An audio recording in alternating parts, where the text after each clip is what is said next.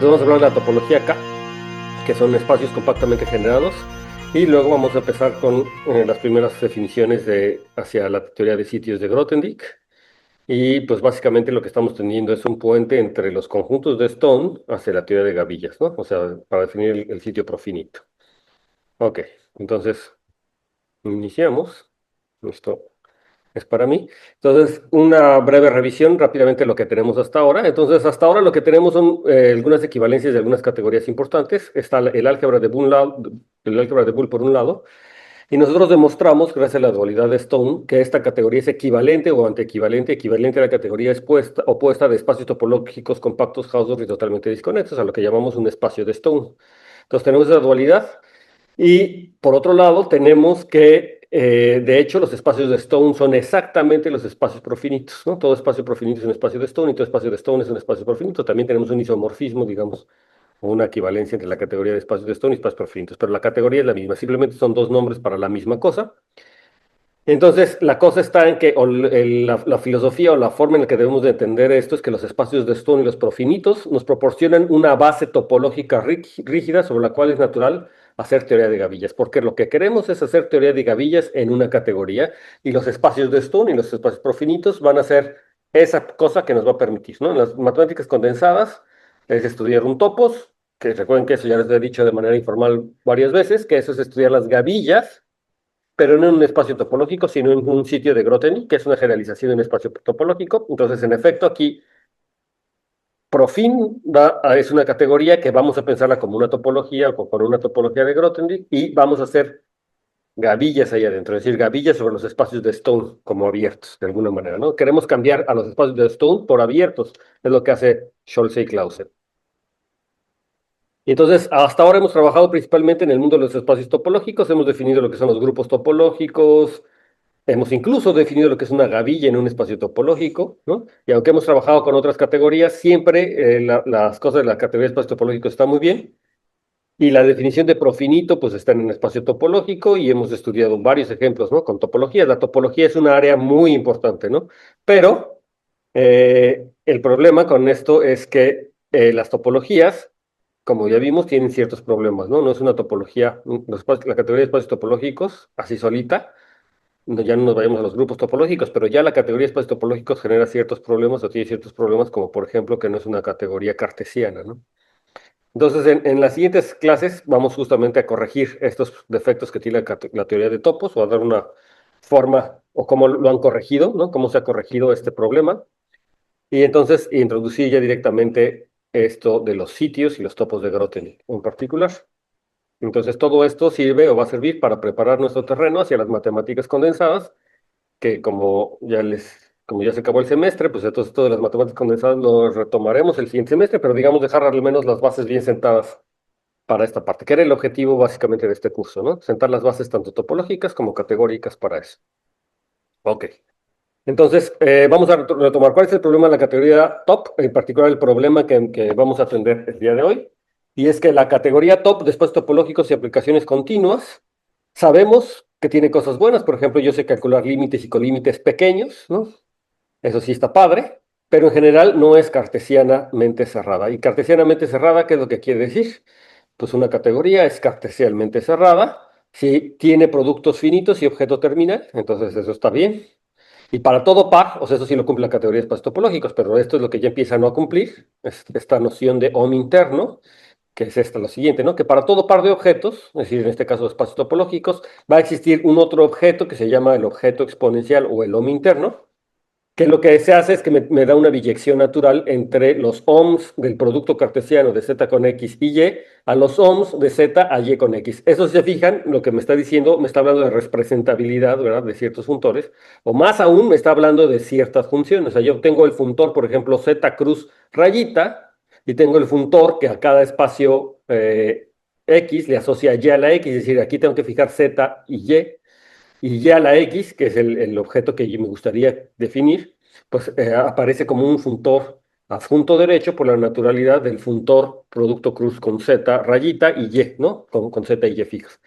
Lo que me está diciendo es que no existe, o bien que este funtor, ¿verdad? También no es correpresentable. Es decir, si el y a la z existe, entonces el OM de x, digo, de z cruz x a y sería un funtor representable, dejando libre a la variable x correpresentable. Entonces, eso sucede, eso no pasa, ¿no? Entonces, de hecho, si yo me considero la topología compacto abierta en el conjunto de funciones continuas, recuerden que en la categoría de espacios topológicos, los OM es ni más ni menos las funciones continuas, ¿no? Así los denotamos con las continuas de x a y. Y el objeto ya la X funciona como un OM interno, ¿no? Esa es la idea de los OM internos, es que yo pueda considerar el conjunto de homomorfismos, pero con una estructura, o sea, que caiga el conjunto de homomorfismos de la topología. Ustedes si lo piensan bien, cuando me tomo una categoría cualquiera y me fijo su OM, o sea, el conjunto de morfismos, el conjunto de morfismos o los morfismos no necesariamente cae dentro de la misma categoría. Pero hay algunas categorías donde sí, o donde hay un objeto en la categoría, que representa, ¿no? O sea, que me recupera toda la información de los homomorfismos. Eso es lo que se llama el OM interno. Y la caracterización justamente del OM interno es esa, ¿no? El objeto exponencial, es el que cumpla esa condición del punto derecho. Entonces, bueno, en la categoría de espacios topológicos, en particular, me gustaría ver si los homomorfismos de X se pueden dotar de una topología, de tal manera que se convierte en un espacio topológico. Y la verdad es que sí se pueden dotar de una topología, pero no es nada más que lo veas como un espacio topológico, sino que tenga una cierta propiedad universal, ¿no? O sea, que sea universal en cierto sentido. O sea, el objeto OM interno es universal o funtorial, es decir, que satisfaga la propiedad que se puso allá arriba. Ahorita voy a explicar qué quiere decir esa funtorialidad, ¿no? Es entender morfismos en familias, básicamente, ¿no? Y eso es algo que queremos que suceda con el OMITER. Pero entonces, incluso si yo doto de una topología lo suficientemente amable a las funciones continuas, ¿no? Que es la topología compacto abierta, entonces no se convierte en un objeto exponencial o no me produce un buen objeto exponencial, ¿no? De hecho, el funtor que me deja libre a la primera coordenada no siempre tiene un adjunto derecho. De hecho, tienen toda la razón. El objeto que tengo que dejar libre es el primero. Me confundí ahorita, no es la X la que tengo que dejar libre, ¿verdad? No. Este, creo que aquí más bien me equivoqué. Creo que la que sí tengo que dejar libre es el X, ¿verdad? Porque el primero se puede ver como un funtor F evaluado en X y el segundo también sería un funtor G. No tengo toda la razón. Sí, es que, perdón, me confundí con esto, pero sí. Sí, sí, para que esto yo lo pueda considerar como un par de adjuntos, no me lo anoto aquí. Como yo lo puedo considerar como un par de adjuntos, este, por ejemplo, tendría que ser f de alguien, y, ¿no? Este serían los morfismos, y este serían los morfismos de ese alguien que yo puse, lo voy a poner aquí como rayita, y aquí g de y, ¿no? Ese sí. Entonces aquí, digamos que el que estoy moviendo aquí es z, ¿verdad? Entonces aquí, aquí como yo estoy poniendo z, entonces aquí este tendría que ser z. Entonces sí, en efecto, el que tengo que dejar libre es el z. Eso es lo que me tengo que encontrar. Entonces, este funtor, sí es ese, ¿verdad? El que no tiene un asunto, es el que me deja libre set. Pero bueno, esa es una forma de entenderlo, ¿de acuerdo? Entonces, déjenme cerrar esta diapositiva. Aquí les quedó claro, ¿verdad? Entonces, esa es la variable z la que tengo que yo dejar libre. Entonces, lo que pasa es que eso se estudia en análisis, digamos que en general, este funtor, ¿no? Del producto cartesiano con z, no tiene un adjunto derecho. Entonces, que eso es lo que me está diciendo la propiedad esa que escribí arriba, que yo quisiera que se cumpliera en un omiter. Entonces, esto me está diciendo, en otras palabras, que en la categoría de espacios topológicos no es la categoría adecuada para hacer teoría de categoría fina de espacios de funciones, porque esta propiedad del log interno es lo que utilizan en análisis fuertemente para hacer espacios de funciones. Todo esto de espacios de Banach y espacios de Sokolov y todo ese tipo de cosas trabajan sobre esta idea, ¿no? O sea, es decir, el análisis fuerte, el análisis funcional, justamente trabaja con espacios de funciones, pero con una topología, y esa topología tiene que ser lo suficientemente natural, es decir, cumplir que se comporta bien en familias. Ok, entonces vamos a empezar viendo cómo se ha corregido esto y en particular viendo que hay una topología que no es la topología comparto abierta, pero que es una topología que de alguna manera resuelve el problema, ¿no? Hasta cierto punto. Entonces, la primera cosa es entender esta biyección, ¿no? ¿Qué es esta biyección? Entonces, la biyección se debe de interpretar así, se interpreta así. como si yo me tomo un morfismo del lado izquierdo, es decir, una función continua del producto de z cruz x a y, esta más bien la tengo que entender como una familia, ¿verdad? Si fijando la z para cada z, estoy teniendo una familia de funciones de x a y. Entonces, los homomorfismos del producto cartesiano a y las puedo entender como una, para cada z una función de x a y, es decir, como una familia de funciones parametrizada por el objeto z. Esa es la forma conveniente en la que yo tengo que entender eso. Estoy estudiando una familia de funciones parametrizadas por el objeto z. Y por el otro lado, el lado derecho es simplemente un morfismo de z a este nuevo objeto que es el que quiero encontrar, el OM interno, ya la X, que asigna a cada Z un elemento phi de Z en ya la X, ¿no? Entonces, justamente este objeto ya la X, si la notación de hecho es por eso que es así, ya la X se debe tener como las funciones de X a Y, o sea, es un objeto que captura toda la información de las funciones de X a Y. Entonces, nuevamente a cada Z le estoy asociando un objeto ya la X con la ventaja de que ya la X es ahora un espacio topológico, es decir, tiene una topología. Y entonces ese ya la X, luego el phi de Z, lo tengo que entender como una función, justamente esa es la idea de X a Y. Entonces, si se fijan, la idea es muy natural, ¿no? Ese objeto ya la X que yo quiero, lo quiero entender como esa parametrización que me da el lado izquierdo, ¿no? A cada Z le asocio un objeto de ya la X. Eso se aplica muchísimo en matemáticas y lo revisan en sus cursos de álgebra lineal, cuando estudiaron formas bilineales, cuando... es una idea muy recurrente, ¿no? Nada más que las formas se los dicen nuevamente en lenguaje categórico, pero es una buena idea entenderlo en lenguaje categórico. ¿Ok? Ahora ya les volteé a ver. ¿Ok? Nada más para verlos como si me están poniendo atención. Ok. Ahora, la correspondencia es lo que ya habíamos visto que es la currificación. No sé si lo recuerden muy al principio del semestre, que vimos estos tipos de operaciones en categorías, que era la currificación. De hecho, ya habíamos visto estas, pero es útil retomarlo, ¿no? Ya habíamos visto algo así. De hecho, el OM interno por ahí lo mencioné al principio del semestre, pero es importante regresarlo, ¿no? Entonces, justamente lo que está pasando es que yo puedo entender a la función f de zx como mi función phi evaluada en x. Ese es el objetivo, ¿no? Es lo que yo quiero. Y entonces esta phi empaqueta continuamente a toda la familia de funciones. Esa es la idea, ¿no? Esa es la intuición que debemos de tener. Y este objeto, objeto exponencial, también le llaman el OM interno, es lo que digo. Se le llama el objeto interno o el OM exponencial, o digo, el objeto exponencial. Y pues eso que les he dicho, ¿no? Este objeto ve a todas las funciones o me recupera todas las funciones que están parametrizadas a partir de algún otro objeto Z, pero eso lo puedo hacer para cualquier Z, entonces de alguna manera el ya la X es un objeto en la categoría que ve a todas las funciones, ¿no? ¿Sí? Entonces eso es lo interesante. Pero a ver, aquí lo interesante es que es un objeto en la categoría, ¿no? Porque repito, el OM de X a Y, no, o sea, las funciones continuas o el OM en cualquier categoría no tiene por qué ser un objeto en la categoría. La ventaja de este OM interno es que le estoy entendiendo ese OM a través de un objeto en la categoría, ¿no? Ok. Entonces, por ejemplo, si fuera grupos, pues el OM interno tendría que ser un grupo, o si fueran grupos abelianos, entonces el OM interno tendría que ser un grupo abeliano. Si son espacios topológicos, el OM interno tiene que ser un espacio topológico, etcétera, etcétera, cosa que no, en general no sucede. Algunas categorías sí tienen OM interno, por supuesto, pero no todas. Bien. eh,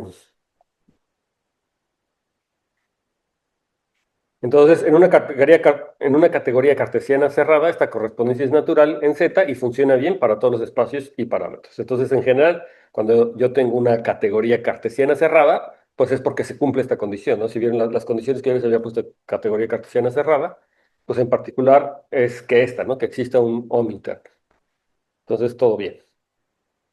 Entonces, la categoría de espacios topológicos, si tomamos lo que ya le decía, si pretendemos que ese Yx es las funciones continuas con la topología comparto abierta, entonces nos encontramos con una sorpresa.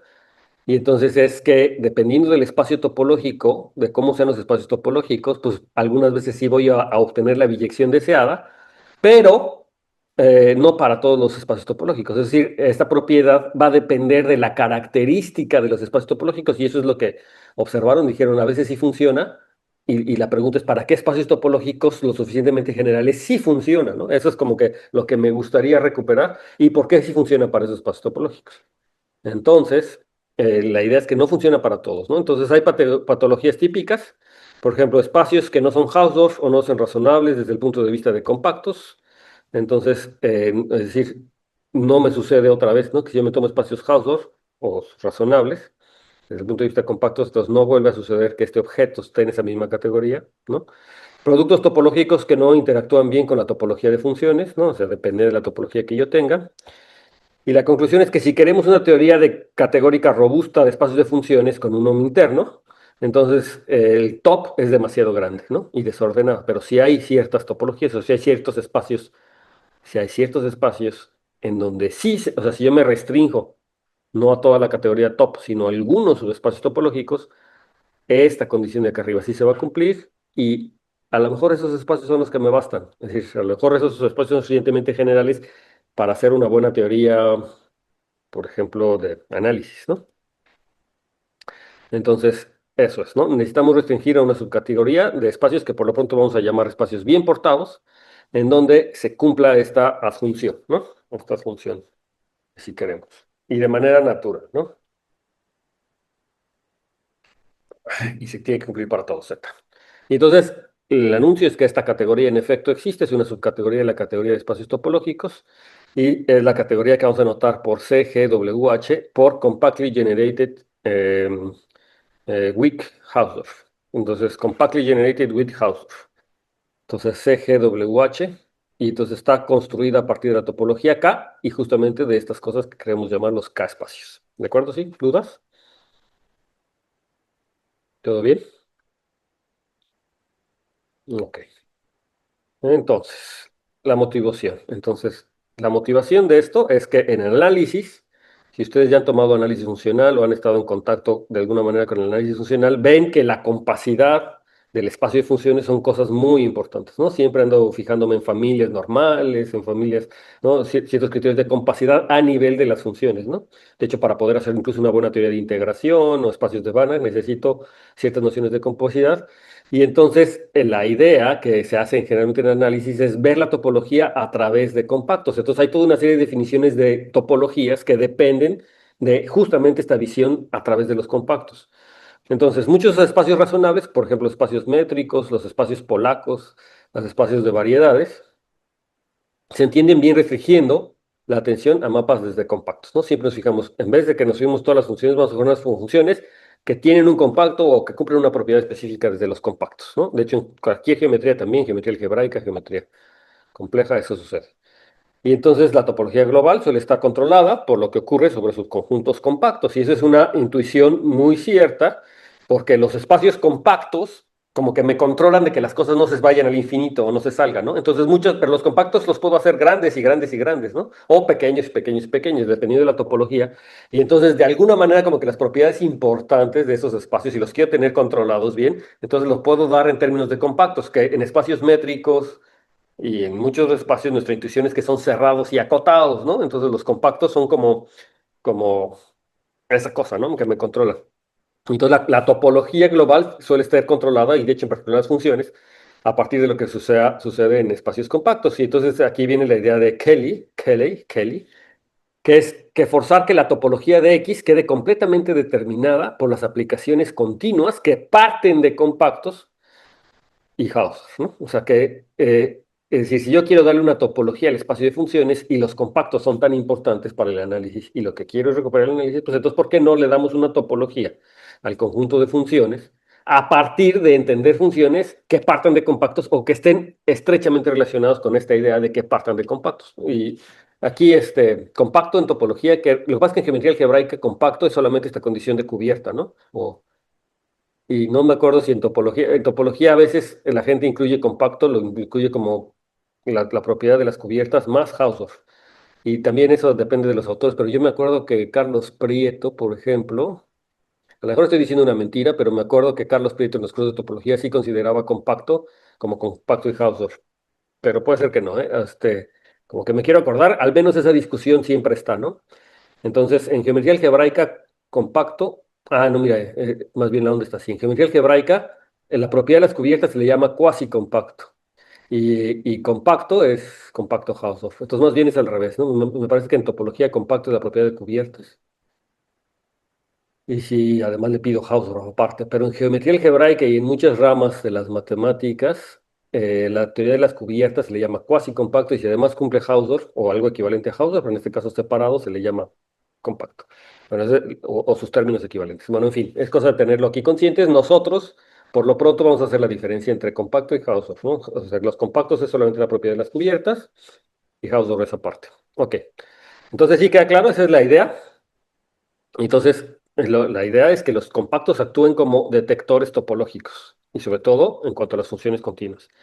Y entonces esto es lo que nos lleva a la noción o a la definición de lo que es una topología K y a la noción de lo que es un espacio compactamente generado, que en inglés se llama Compactly Generated Space o espacio engendré par compacts. Eso es en francés. Esto se los digo también en francés porque mucha de la literatura de análisis viene de los franceses, también viene de los Bourbakis y de Cartan y etcétera. Entonces, mucho, parte importante del análisis, y sobre todo con este punto de vista así medio categórico, viene de los Bourbakis de Francia, ¿no? Del grupo francés. Y entonces, muchas de las traducciones, incluso al inglés, pues son más bien traducciones que vienen del francés. Lamentablemente aquí en México nos llega más, bueno, no sé si lamentablemente, lamentable o afortunadamente nos llega, pues tenemos más la influencia de Estados Unidos, de las matemáticas que se hacen en Estados Unidos, aunque muchas de estas matemáticas vienen de Francia o de Europa, ¿no? En general. Entonces, bueno, es importante conocerlos, las terminologías, porque en algún momento de su vida van a tener que leer o se van a encontrar o van a escuchar una conferencia de algún francés o de algún artículo en francés y entonces pues es importante que sepan de qué se les está hablando. No, no es tan difícil. Compactly Generated Space, Espace Engendré par Compact, suena completamente parecido, ¿no? Ok, entonces ahora sí, ¿qué son los conjuntos K cerrados y qué es la topología K? Entonces vamos con la primera definición de conjunto K cerrado. Entonces, sea X un espacio topológico, entonces un subconjunto A de X es K cerrado, K cerrado, si para todo espacio compacto Hausdorff K y toda aplicación continua F de Kx se cumple que la imagen inversa de A es cerrado en K. ¿Se entiende? ¿No? Entonces tengo un espacio topológico y un subconjunto adentro de X. Entonces yo voy a definir cuándo ese conjunto va a ser K cerrado. Si para cualquier espacio compacto Hausdorff y toda aplicación continua que vaya de K a X, la imagen inversa es un cerrado de K, ¿no? Sí, o sea, lo que quiero es eso, ¿verdad? Que te imagines es un cerrado. Que haya un cerrado dentro de K que se mande suprayectivamente a K, ¿no? Básicamente. Entonces, ahora sí, si ya entendimos eso, y esto te va a pasar para todos los compactos, ¿no? House, ¿cierto? Para todos los compactos house. Ahora, ¿qué es la topología K y qué es el K espacio? Entonces, la topología K asociada a un espacio topológico X o a un espacio X, ¿no? Un conjunto X, es la topología en el mismo conjunto subyacente, cuyo sistema de cerrados es precisamente el de K cerrado. Entonces, voy a declarar un espacio que sea cerrado en esa topología si es K cerrado. O sea, yo tengo una topología en X, entonces puedo identificar quiénes son los K cerrados, si es que existen. Y dados ese K cerrado, entonces digo, esos K cerrados cumplen los axiomas de cerrado de una topología. Y eso es algo que hay que revisar. Pero entonces yo declaro la topología a partir de sus cerrados. Ustedes recuerdan que una topología yo la puedo definir a partir de sus abiertos, diciéndose quiénes son los abiertos, o bien diciendo quiénes son los cerrados. Ejemplo típico de eso es la topología de Zariski en geometría algebraica, ¿verdad? Que uno define los cerrados. Y es equivalente, ¿verdad? Porque si yo defino los cerrados, entonces automáticamente estoy definiendo los abiertos. Pero en algunos casos, como este, conviene hacerlo a partir de los cerrados. Entonces, la topología K asociada a X es un espacio topológico en el mismo conjunto subyacente cuyo sistema de cerrados es precisamente el de los K cerrados, ¿no? Y al espacio con esta topología, que tiene el mismo conjunto subyacente, pero una topología distinta, lo vamos a denotar Kx, ¿no? ¿De acuerdo? Entonces decimos que X es un K espacio o espacio compactamente generado si la aplicación identidad es un homeomorfismo, ¿no? Entonces se entiende, ¿no? Básicamente un espacio es compactamente generado, sí puede ser generado por K compactos, o sea, por espacios de esos, perdón, K cerrados, ¿no? Por conjuntos K cerrados. Sí, sí, la topología puede ser generada con estos K cerrados. Eso quiere decir, ¿no? El hecho de que sea un homomorfismo, pues quiere decir que era básicamente la misma topología, ¿de acuerdo? Que no cambia nada.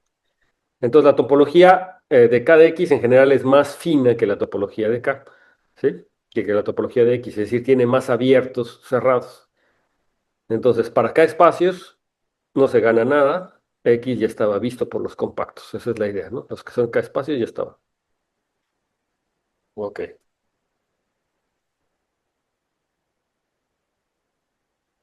¿Sí? ¿Todo bien?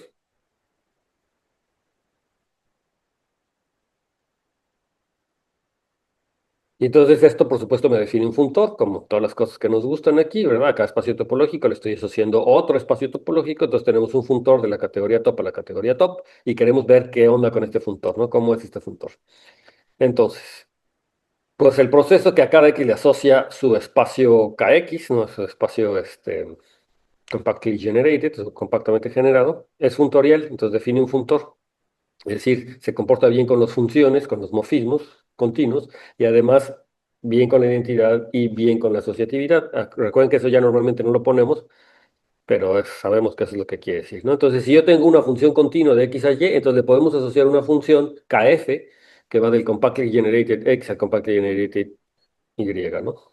Este, y además esta función, o sea, la función KDF es la misma de f, o sea, no me la modifica. Porque a nivel de conjuntos, ¿verdad? Son los mismos conjuntos x y y, y lo que me está diciendo es que KDF es la misma función, ¿no?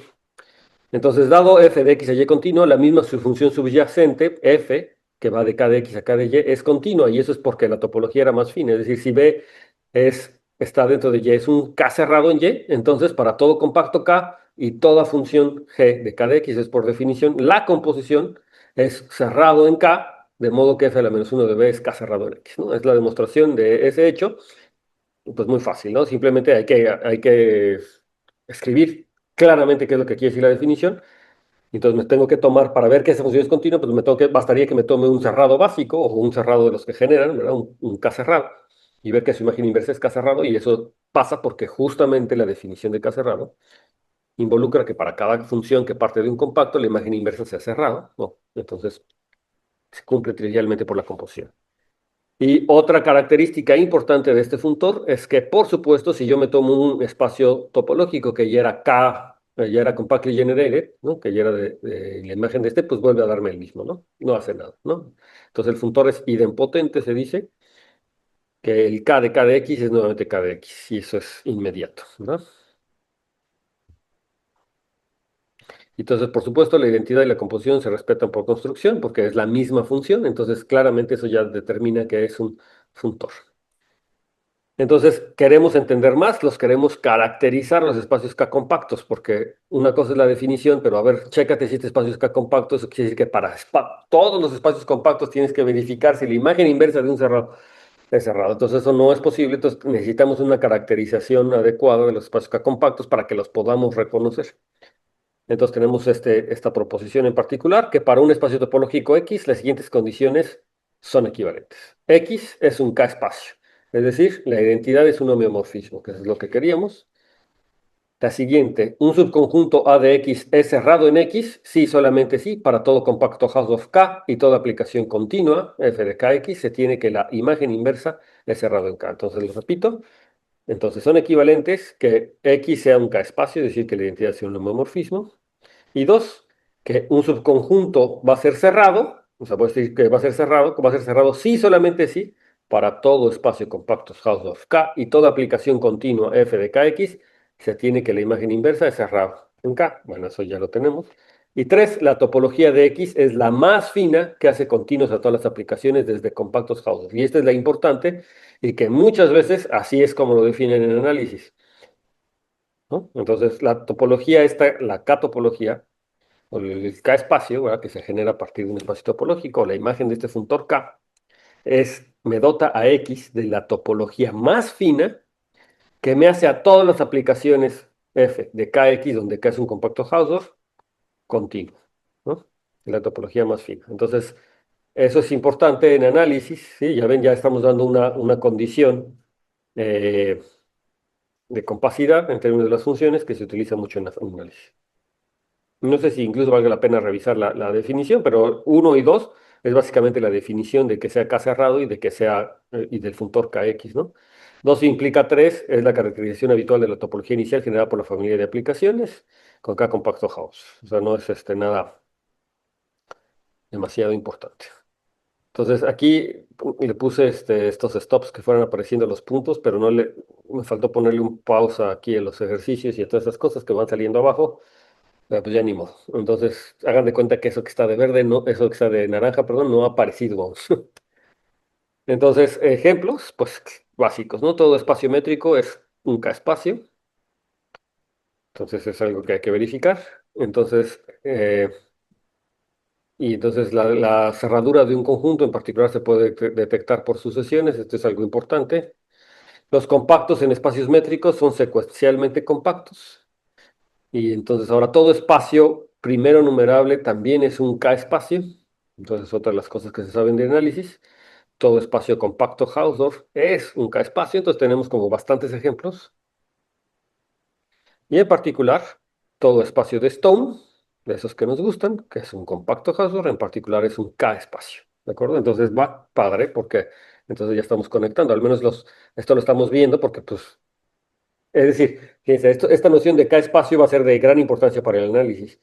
Y estamos diciendo que a todo esto que le invertimos un buen rato de estudio ahorita, pues van a ser los objetos que también van a servirme para recuperar análisis. Es lo que decía al principio de esta clase, ¿verdad?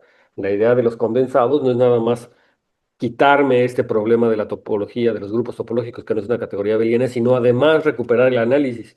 Y me está diciendo que estos espacios de Stone, estos espacios por finitos, también me sirven para eso. Entonces, todo espacio profinito, por ende, ¿verdad? Porque los profinitos son los de Stone, son K espacios. Y el ejercicio es que tienen que probar que si X es compacto Hausdorff, entonces X es exactamente igual a sub K de X. Y la ayuda es que toda aplicación de un compacto a X con K compacto tiene imagen compacta, luego cerrada, y verifica directamente la condición 2 de la proporción anterior. Entonces, nuevamente es un ejercicio fácil y para darles oportunidad también de que a los que les faltan exposiciones que lo puedan exponer. Este no se los dejé de tarea, creo, ¿verdad? Bueno, no me consista dentro de la tarea, pero si alguien lo quiere exponer, que No, diga yo. ¿Mm? lo podría hacer yo. ¿Quién eres? Perdón, dime porque no veo quién eres. ¿Quién es? Flavio. ¿Javier? Flavio. Flavio. Ok, perfecto, Flavio. Entonces,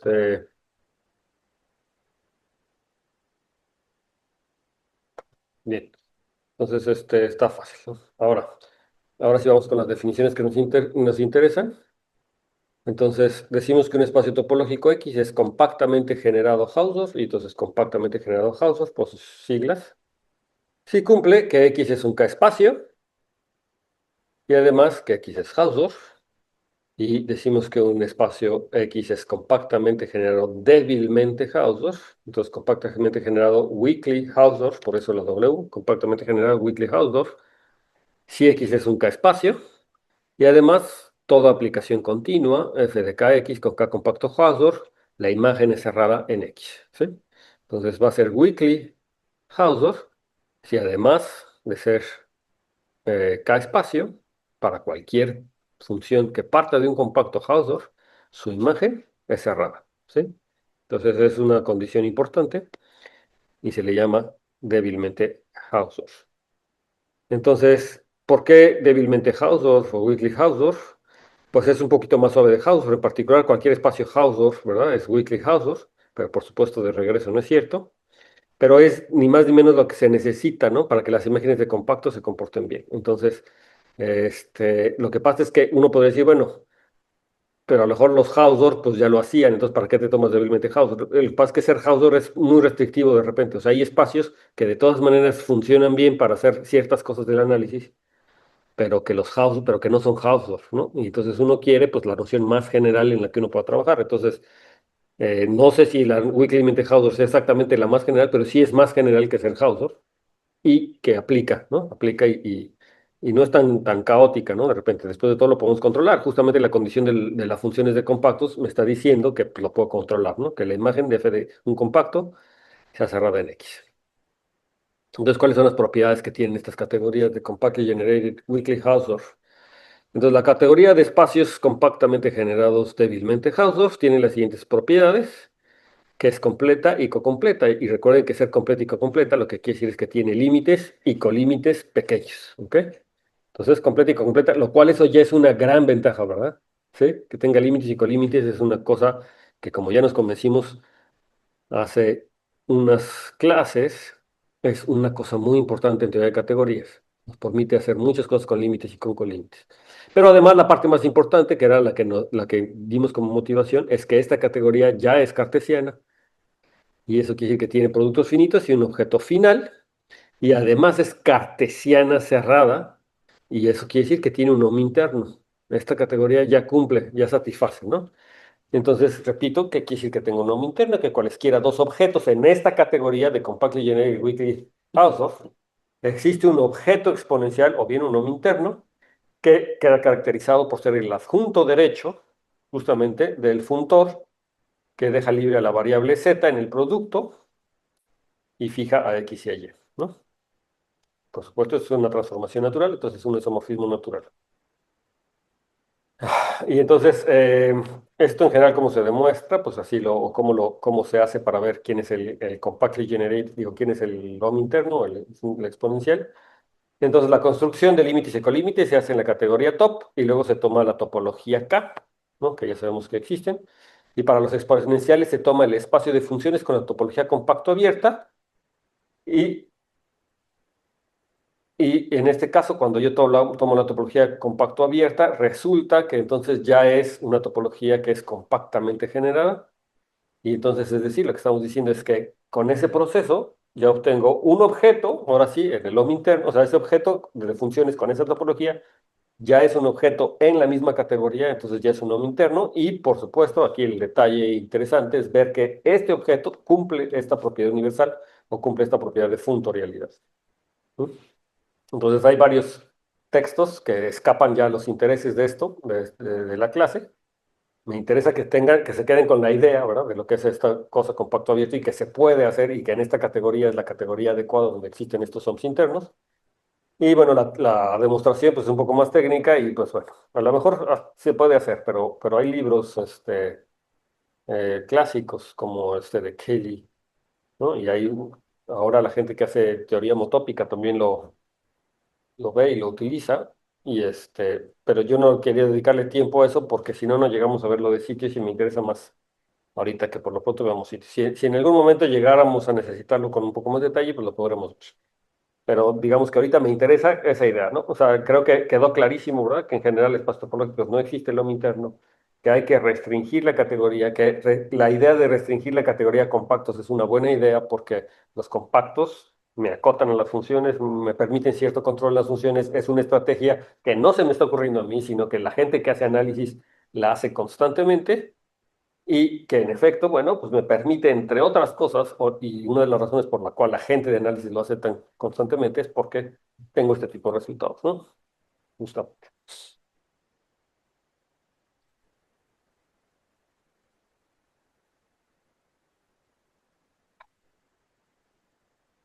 Ok, entonces seguimos revisando cómo está en términos categóricos esta construcción de categorías. Entonces, por supuesto, yo tengo una inclusión de categorías, es decir, la categoría de Compactly Generated Weakly Hausdorff Spaces es un subespacio de la categoría de espacios topológicos, de espacios compactamente generados débilmente Hausdorff, es una subcategoría de la categoría de espacios topológicos. Y lo que estamos diciendo es que esta categoría tiene un adjunto izquierdo dada por la composición. Y fíjense cómo automáticamente, ya nada más por parafrasearlo así, ya sabemos que los adjuntos izquierdos y los adjuntos derechos tienen un montón de propiedades de conmutar con límites y con colímites que automáticamente podemos aplicar. Entonces, esta categoría tiene un adjunto izquierdo dado por la composición, que es primero acá espacio topológico, lo mando a su K espacio y luego lo mando a la categoría de Compactly Generic Weakly Hausdorff. Entonces, la categoría top con su índice K, la categoría de K espacios, ¿no? Entonces, resulta que este es un punto izquierdo. Y el funtor de inclusión preserva productos finitos y objeto terminal en particular. ¿Ok?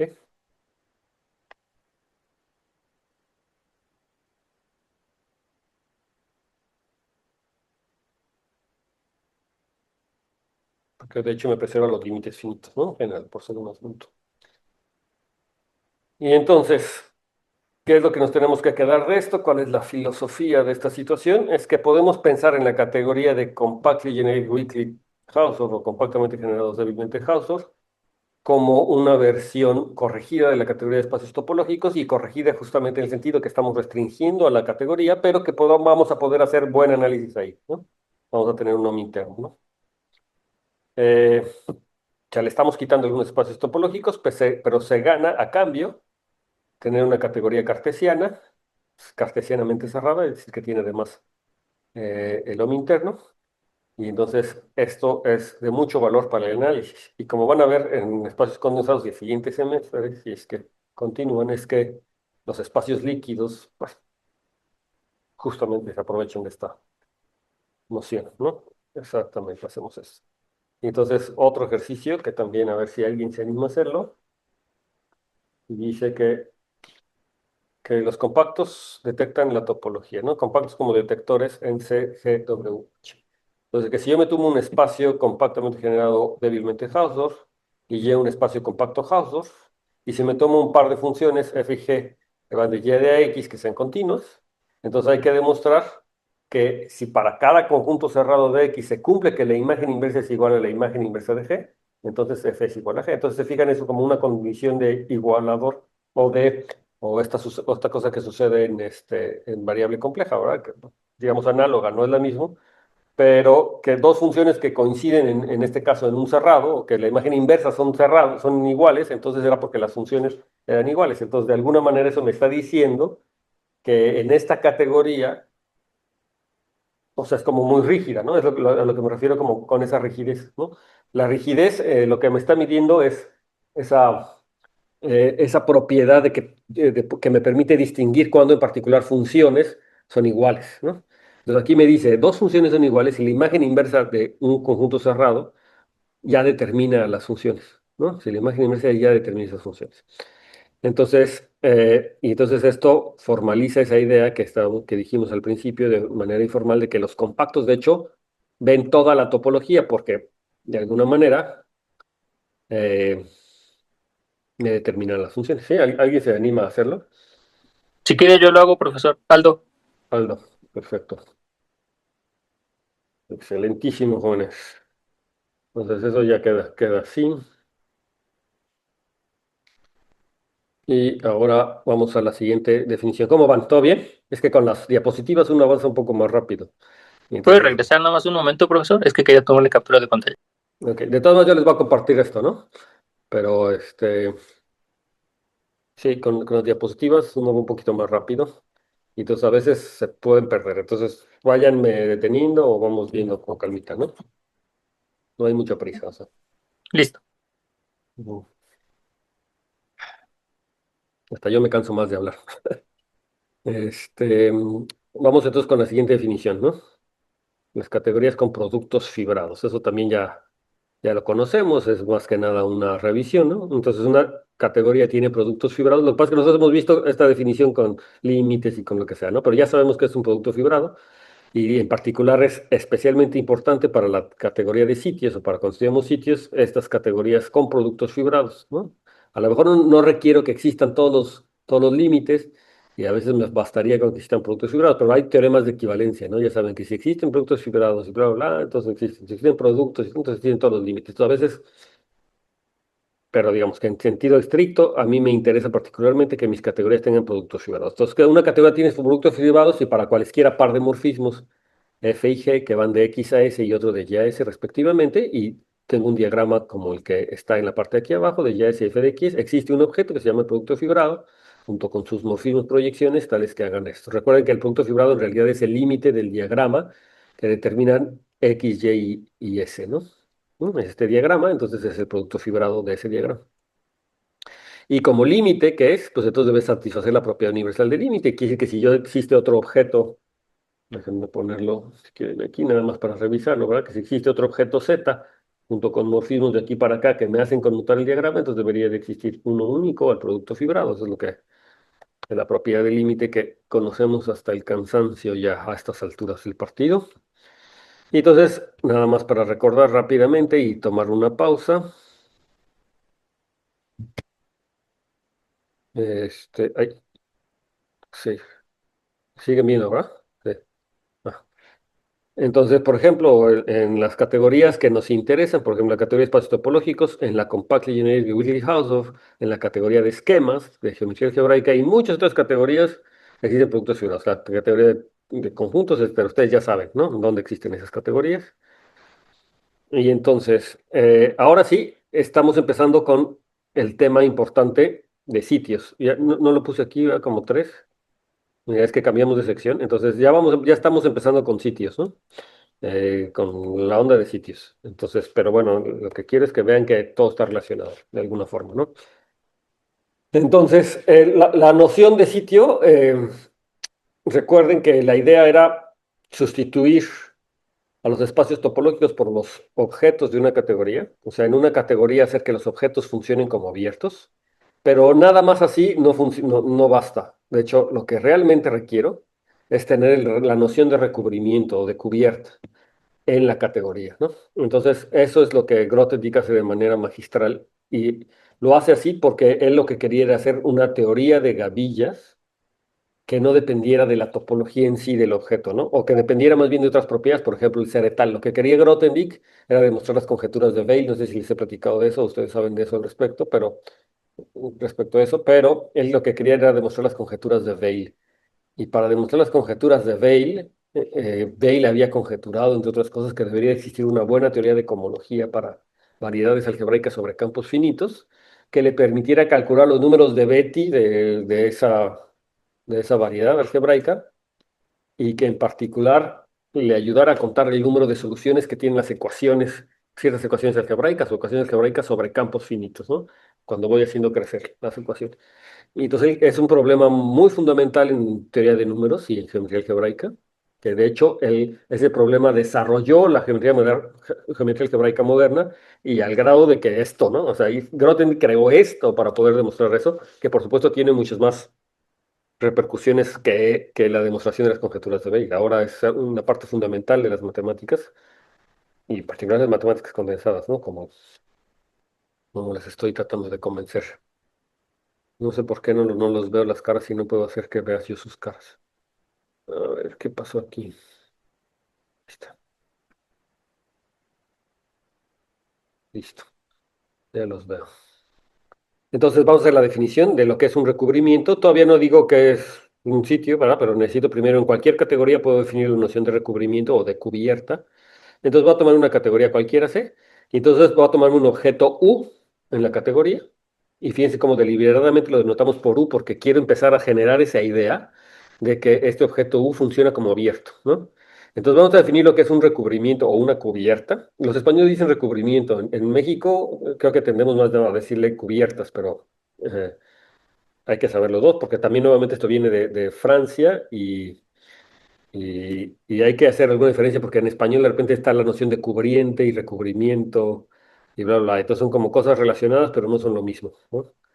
Entonces una familia es un recubrimiento o una cubierta si, de un objeto U en particular, ¿no? Si yo tengo una familia de morfismos simplemente de UI a U. Entonces eso es una cubierta, es una elección de familia de morfismos en la categoría, indexadas por un cierto índice conjunto, ¿no? Un conjunto de índices.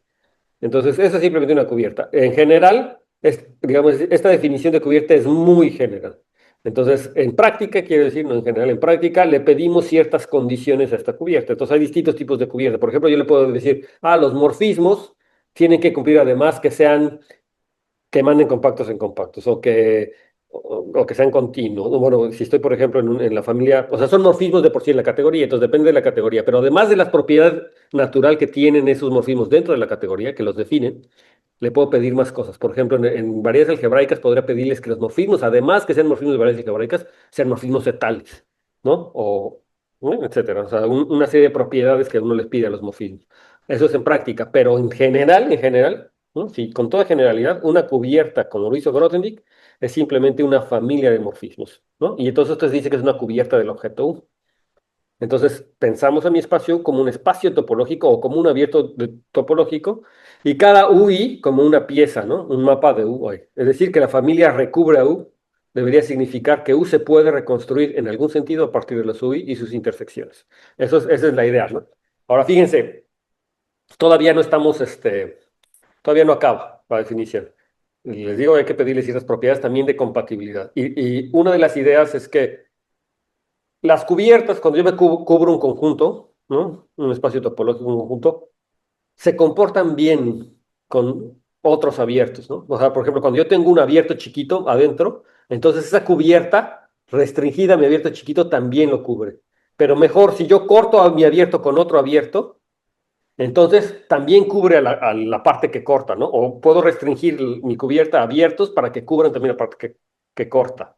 Esa es otra. Y otra cosa es que si yo tengo refinamientos, o sea, si para cada UI yo tengo una cubierta, entonces todos esos conjuntos de refinamientos también forman una cubierta de uno. O sea, si cada UI yo lo puedo cubrir, entonces todos los abiertos chiquitos que cubren a cada uno de los UI los junto, eso también me cubren a U. Entonces, ese tipo de características son las que les pidió Grothendieck a las cubiertas de un abierto. ¿Ok?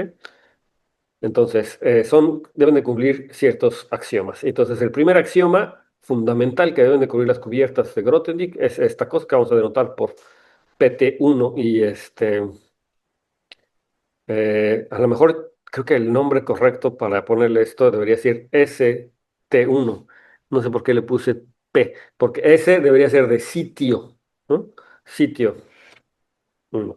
Entonces, la primera cosa inmediata es que cualquier isomorfismo es un recubrimiento. Entonces, para que sea un recubrimiento no basta que sea una familia, sino una familia que además cubra que los isomorfismos son recubrimientos. Hay una condición más débil, pero resulta equivalente, y es pedirle que la identidad, ¿no? De por sí, la identidad tendría que ser un recubrimiento, ¿no? La identidad tendría que ser un recubrimiento. ¿Ok?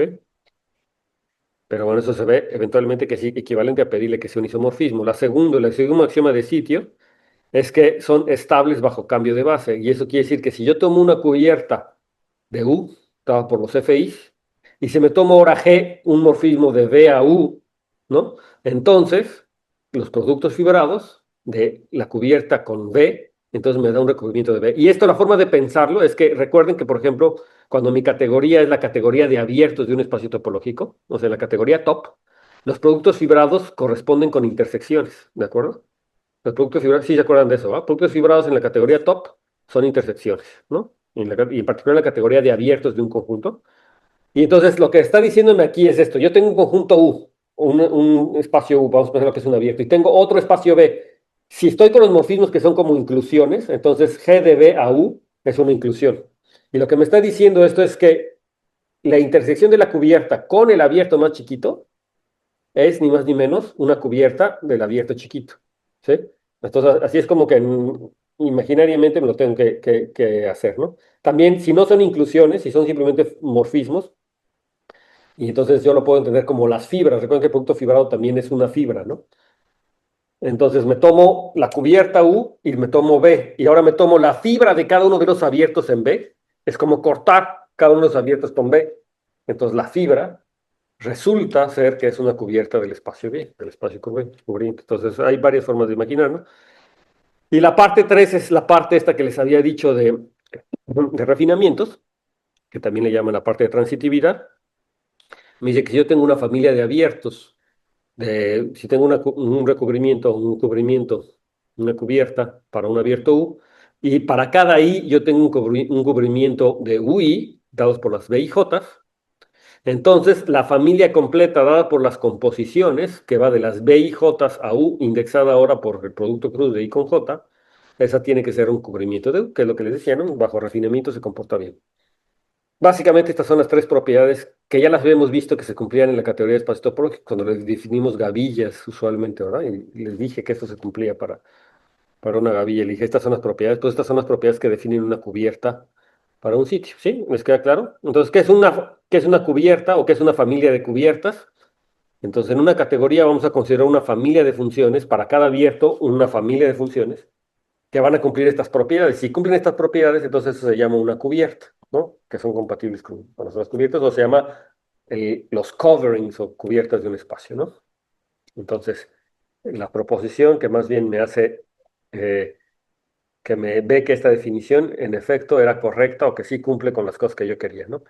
Si yo empiezo con un espacio topológico y me fijo la categoría de abiertos de X, esa es la categoría top de X, y entonces me tomo los objetos de la categoría como sus abiertos y los morfismos, las inclusiones, entonces definimos una pretopología declarando que una familia de inclusiones, la P es por pretopología, ya no me acordaba, por eso pretopología uno, pero eso de pretopología es por pretopología de Grothendieck, no por topología, sino estoy definiendo un sitio en cierto sentido.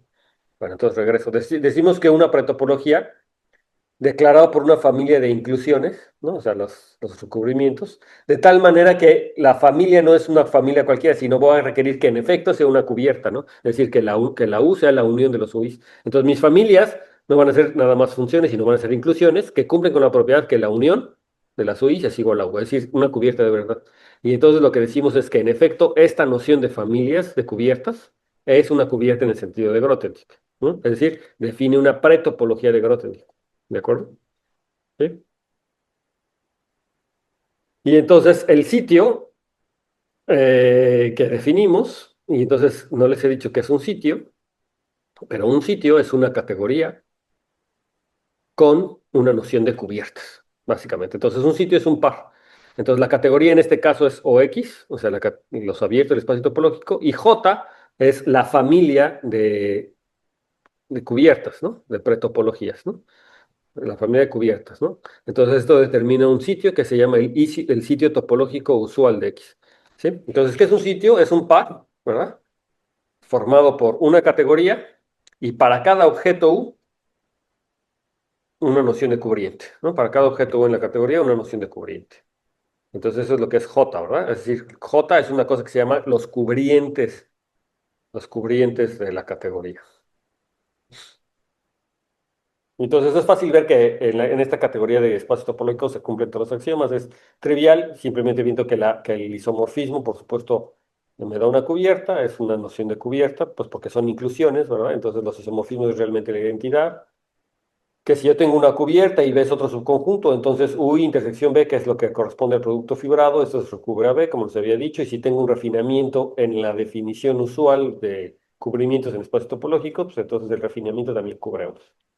Entonces esto no es nada, no es magia. Entonces, ¿qué es una pretopología? En un sitio, esto significa recubrir un objeto U de la categoría C mediante una familia de morfismos que cumplen las propiedades que habíamos dicho antes. Y entonces, en general, lo que se dio cuenta Grothendieck es que como la noción de intersección y de recubrimiento se puede expresar todo en términos categóricos, ¿no? A través de morfismos. Entonces dijo, pues si eso lo puedo hacer en términos categóricos, pues ¿por qué no lo hago en términos categóricos? Y entonces lo defino para todo, para toda categoría que tenga una estructura de pretopología. Es decir, defino esa noción de pretopología y entonces va a poder trabajar con esa categoría realmente como si fuera un espacio topológico. Y entonces eso es justamente lo que hace la geometría algebraica avanzada. Eh, Aunque en cierto sentido la geometría algebraica clásica también, es decir, cuando yo tengo la topología de Zariski en las variedades algebraicas, pues en realidad eso me determina un sitio de Zariski, pero es muy en el sentido usual, porque la topología de Zariski es una topología de verdad. Lo interesante es tener topologías de Grothendieck o este tipo de pretopologías en categorías donde no provengan de una topología de verdad. Y eso es justamente, hay muchísimos ejemplos en la geometría rígida, en geometría aritmética, ¿no? En geometría rígida, este, eh, en la cohomología cristalina, en el sitio cristalino, la topología tal, que han oído posiblemente mucho por esto que les he mencionado de las conjeturas de Weil, que es la cohomología que construyó Grothendieck para demostrar las conjeturas de Weil, la cohomología cristalina, la cohomología rígida, la cohomología overconvergente, todas estas son cohomologías en distintos sitios, en el sitio sobreconvergente, en el sitio rígido, en el sitio tal. Y en aplicaciones hay muchas, en otras ramas de las matemáticas, ni más ni menos en las matemáticas condensadas, pues tengo lo que se llama la cohomología condensada. Y a lo mejor han oído cosas como la cohomología prismática, que también hizo Scholze y Clausen, está estrechamente relacionado con las matemáticas condensadas, y que son fundamentales para las matemáticas modernas, ¿no? Por eso es que estas personas están en el top de los matemáticos del mundo.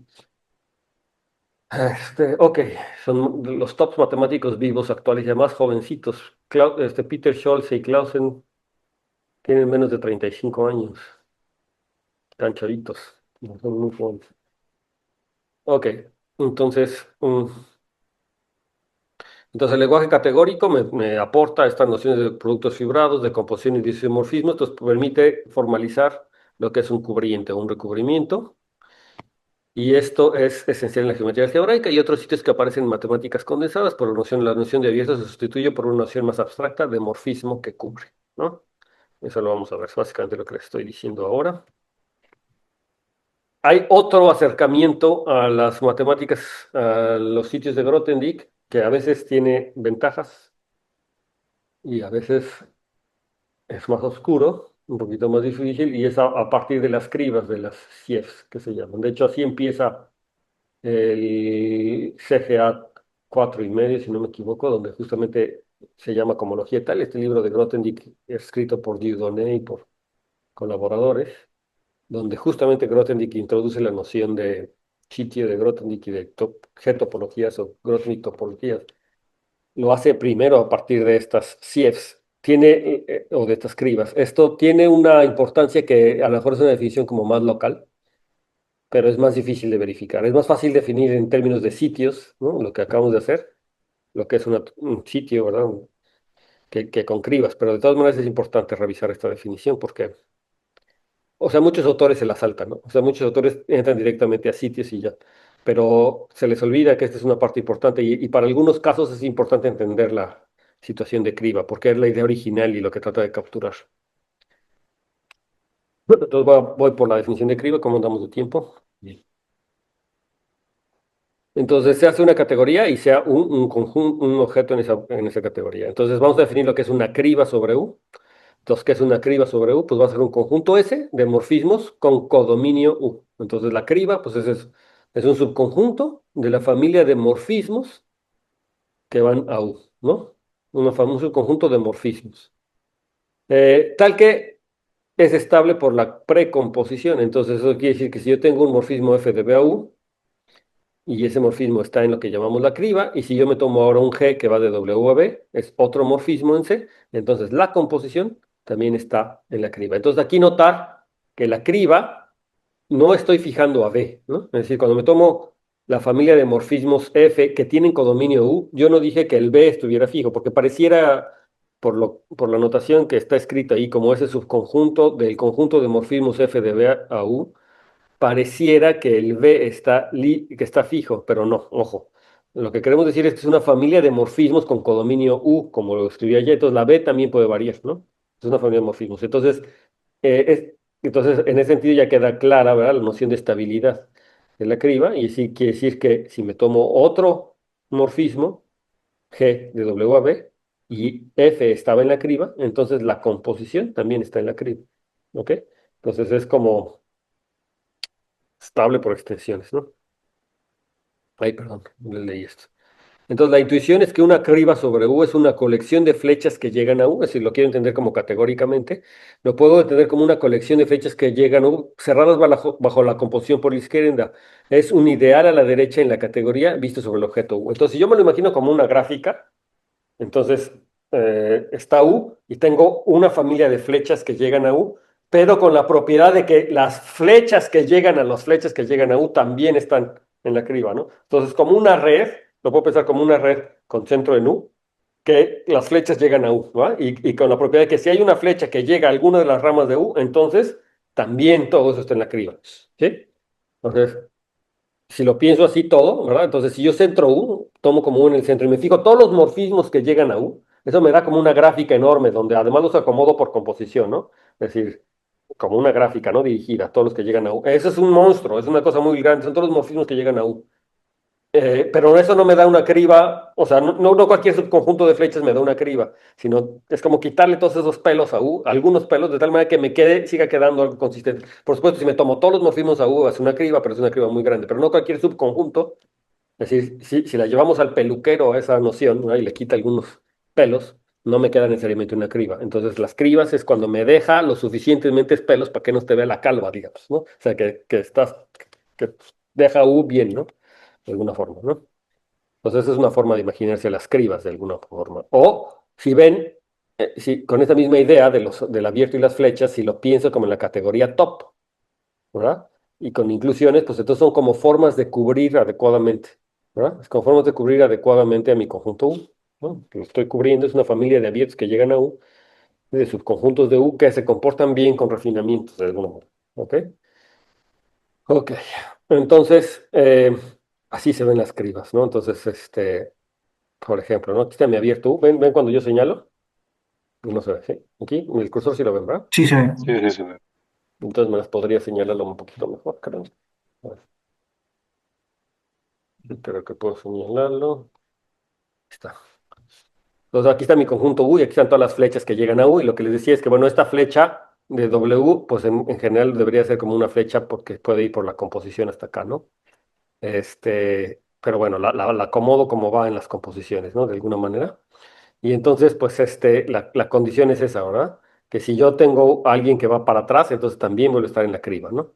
También está en la criba. Entonces así me tomo todas las situaciones, ¿no? Entonces las composiciones también están en eso, ¿no? Y es estable bajo la precomposición. ¿Qué más? Entonces ahora sí vamos a definir formalmente lo que es una topología de Grothendieck, pero ahora vía cribas. Entonces, ¿qué es una topología de Grothendieck? Que vamos a anotar por J en una categoría arbitraria C. Entonces, una topología de Grothendieck, a cada objeto U le asigna un conjunto, que vamos a anotar J de U, de cribas sobre U, que se llaman las cribas recubrientes de U, ¿no? Entonces, para cada objeto de U le asociamos una criba, eso es lo que es una topología de Grothendieck, que en otras formas de decirles como sus cubrientes, ¿no? Una cubriente de U, o esa es la imagen que tenemos que, de todos sus cubrientes en realidad, ¿no? De todos sus cubrientes. Entonces, a cada objeto U le asociamos un conjunto JU de cribas de U que se llaman las cribas recubrientes. Tales que, por supuesto, no es cualquier familia de cribas, sino deben de satisfacer ciertos axiomas que ustedes van a ver que pues, son muy parecidos a los que habíamos dicho antes, ¿no? La criba máxima recubre. Entonces hay una criba máxima. Hay una criba máxima que vamos a decir máxima U de todos los morfismos con codominio U.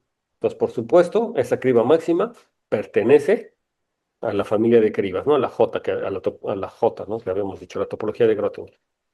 Y además cumple una condición de estabilidad por cambio de base. Es decir, que si yo tomo S en J de U, ¿verdad? Y me tomo un morfismo F de B a U, entonces la criba de restricción de S a B, que está dada justamente por los morfismos de W a B, cuya composición está en S, eso es lo que se llama la restricción.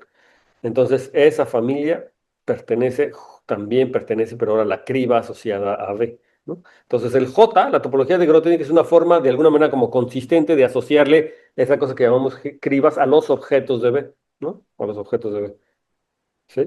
O a los objetos de C, perdón, a los objetos de la categoría. A los objetos de la categoría, quiero decir. ¿Sí? ¿Se entiende? Y la parte 3 es una parte que se llama de localidad.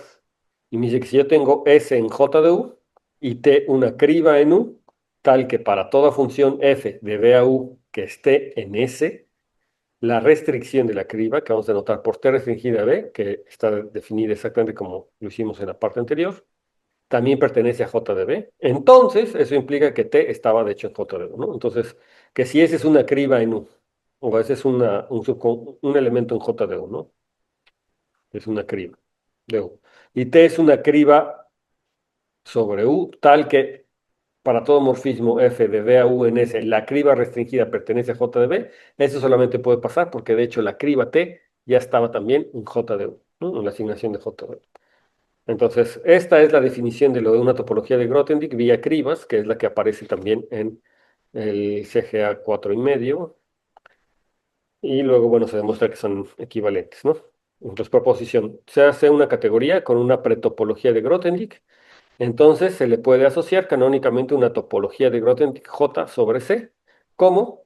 Pues definiendo una criba S sobre U, es justamente un recubrimiento, ¿no? Entonces, una familia, una criba S sobre U, es decir, un recubriente S dentro de U. Si existe una familia de recubrimiento FI, en el sentido anterior que habíamos dicho, tal que todo FI pertenece a S, ¿no? Y S contiene todos los morfismos que se obtienen por precomposición a partir de los FIs, ¿no? Entonces, así defino, ¿no? Entonces, dada una categoría con una topología de Grothendieck, le puedo asociar esta cosa, ¿no? Esta topología de Grothendieck, lo que se llama una topología de Grothendieck, que es estas cribas, ¿no? La topología de Grothendieck es esta familia de cribas. ¿Cómo se hace? Pues así como les dije, una criba en U, O sea, SOTU va a existir si existe una familia de recubrimiento con esa condición, ¿no? Todos los morfismos tienen la función a partir de eso. Ok, entonces se puede ver la demostración, es directa. Es inmediata, es inmediata la demostración. Y entonces ya antes de terminar, déjenme ver, casi terminamos y les doy paso a ustedes para su exposición. Es ver cuáles son las diferencias entre pretopologías y topologías de Grothendieck. Entonces, las pretopologías justamente nos hablan en términos de familias de abiertos, ¿no? O de familias de morfismos que cubren un abierto. Y en el lenguaje de Krivas habla en términos de ideales, de morfismos cerrados por precomposición, ¿no? Eso es lo que es un ideal.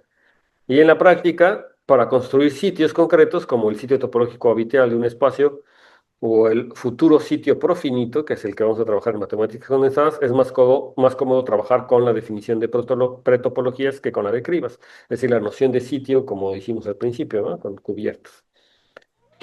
Y entonces, para hacer teoría general de gavillas y topos de Grothendieck, el lenguaje de Krivas es más flexible y natural en general, ¿no? Pero es más cómodo uno que el otro. De repente, cuando estoy queriendo hacer cosas de gavillas y restricción, pues entender esto de las Krivas resulta también natural. Entonces ahora ya viene la definición de pregavilla. ¿Cómo ven? ¿Cómo van? Me parece que aquí le dejamos por hoy, ¿no? Para que no se sature la cabeza porque